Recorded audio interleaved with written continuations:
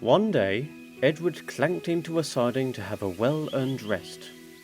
He had just finished running a load of stone trucks after pulling a passenger train.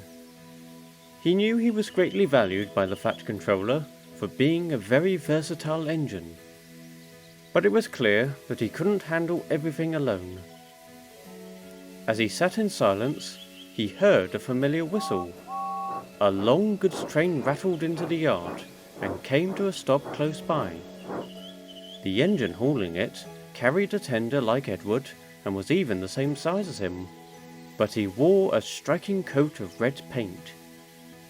Edward had seen this engine on several occasions, but never had the chance to chat with him until now.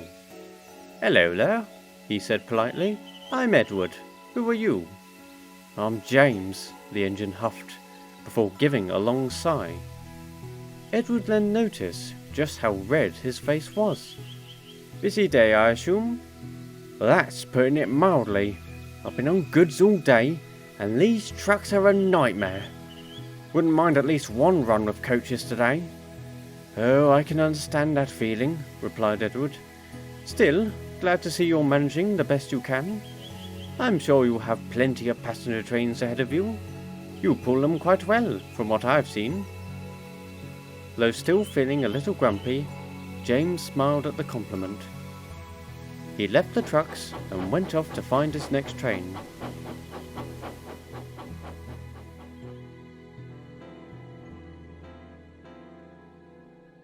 James was not owned by the Fat Controller's Railway, but he had been here so many times it was starting to feel like a second home. He was one of many engines loaned to the island to assist in the workload until there were more permanent residents. He assumed he was brought back so frequently due to his status as a mixed traffic engine, someone capable in all work, be it passengers or freight. Despite this, it didn't take long for James to favour one over the other. He considered himself the perfect fit for coaches due to his unique and, in his words, splendid paintwork. Something that didn't belong with filthy trucks. Recently, though, pulling passengers seemed like a rarity, and James was having a hard time seeing his boiler and brass dome being smudged in dirt and dust.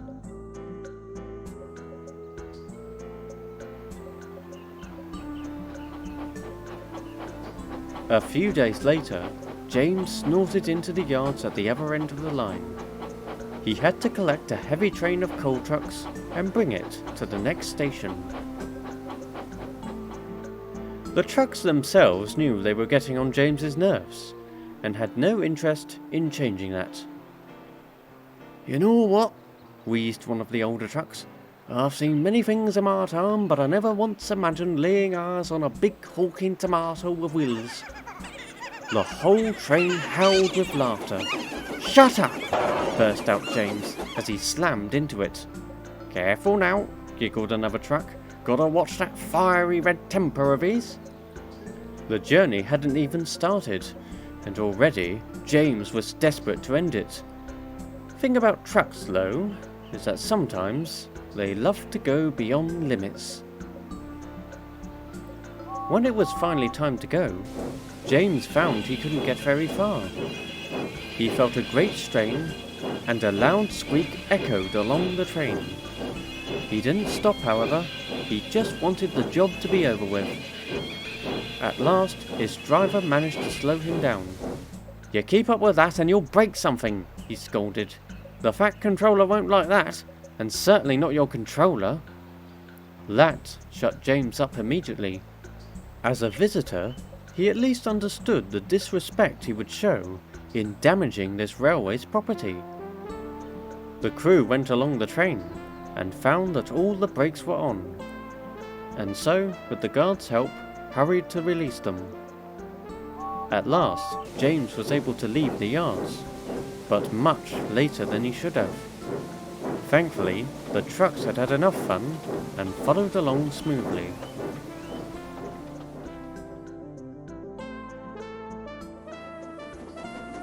Now on the main line, James was more sad than cross. If he couldn't handle the worst of the trucks, it was well beyond unlikely he would be trusted with coaches, and if that was the case, what good would he be on any railway? Suddenly, he saw something strange ahead. On the line next to him sat a passenger train, and a very miserable green engine at the front. He recognized him as Henry, someone he knew tended to be very ill. "Same as usual, Henry?" he asked as he stopped alongside. "Yes," coughed Henry. "I was perfectly fine earlier too." Though feeling a little sorry for him, James felt somewhat better, knowing he wasn't the only one having a bad day. The guard walked up to the cab. "I don't suppose you'd be able to take over the train?" "Well, we'd love to," said James's driver, "but we got these trucks at the moment."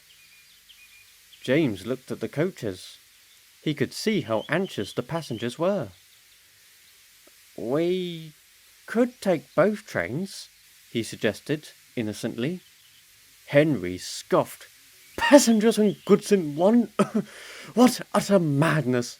"Well, unless there's another engine, it's either that, or one of these trains are later than they already are," retorted James. "Besides, it's not like you're helping matters, are you?"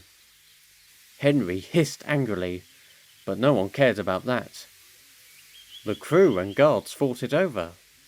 It was risky for James to pull such a long train. Eventually, though, considering the situation, they agreed. James pushed Henry into a nearby siding and shunted the coaches in front of his trucks. When everything was ready, he gave a mighty heave. "Come on, come on, come on!" he puffed as the long train rolled into motion. James quickly realized why his idea was met with hesitation. Bearing the weight of 2 trains took its toll on him, and he couldn't go as fast as he usually did. It was truly a blessing that the line to the next station didn't go uphill. The driver watched with concern as his engine strained and ached, yet continued onwards with no thought of stopping. After his foolishness from earlier, this probably would be the end of his visits to Sodor. But if it was, he would certainly leave with a final grand impression. At long last, after what felt like an age, James huffed and wheezed into the next station, bringing the train to a grateful stop. Edward, who was at the other platform, was amazed. "Good gracious, James, you're even redder than I last saw you." Before James could reply, several passengers huddled around him with praise and appreciation. "Sir Topham will want to hear this," one said. "He'd better be pleased with you." "More than pleased, I'd say," came the voice. James gulped. A short, well-dressed gentleman with a top hat walked up to him. He knew him all too well as the Fat Controller. "I was in the area when I caught word of a interesting train approaching. I must say, James, is it? You seem to have taken the term mixed traffic quite literally." James blushed. "Yes, sir." "Well, there's no need to be ashamed," smiled the Fat Controller. "Your quick thinking has resolved a great dilemma, and I'm more than proud of you. You've been to this island a few times now, and your performance has been a standout. Tell me, James, how would you feel about being a part of my railway?" James was surprised. "Really? Are you sure, sir?" "Why, certainly," laughed the Fat Controller. "You're just the engine I'm in need of. A special mixed traffic engine who can handle anything. I'm sure that Edward will be more than thankful for your help as well." James looked at Edward, who simply smiled back. "Oh, thank you, sir," he said delightfully. So that afternoon, James went to the works to have his new number painted. A big shiny number 5 on his tender. He was very happy to have a new home, and was looking forward to tomorrow. However, it's safe to say that his first day as a Fat Controller's engine didn't go all that smoothly.